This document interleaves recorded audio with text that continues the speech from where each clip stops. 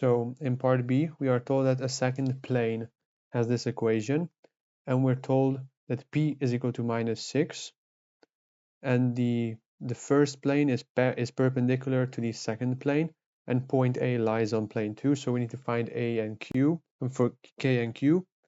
And so what we know is if the two planes are perpendicular, it means that their normal vectors are perpendicular.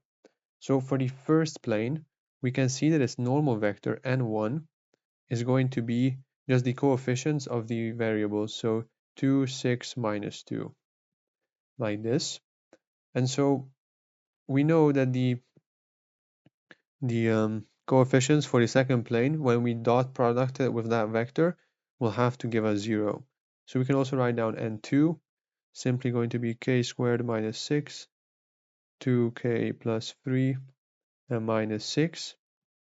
And so what we can do is, well, we could write this a little bit easier, so 3, 1, 3, -1. So what we know is n1 times n2 has to be 0, because they're perpendicular. So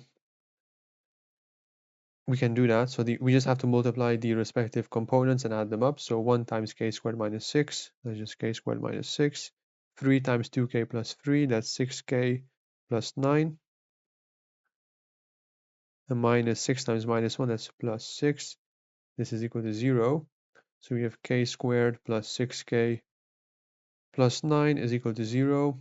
And so we actually, if we look very hard here, then what we can see here is that this is a perfect square.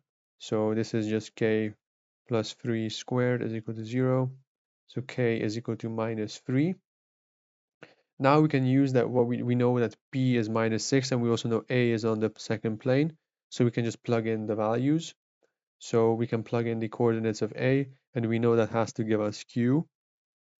So let's do that. So we can say that this is going to be -3 squared minus 6 times the x coordinate of a, so 2, and then plus 2 times -3 plus 3 times the y coordinate, which is a half, minus 6 times 1 is equal to q.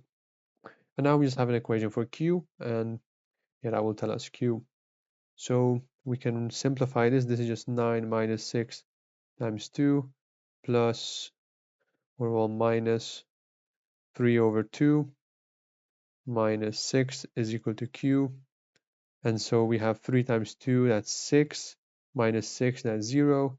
So we have k is equal to minus 3 over 2.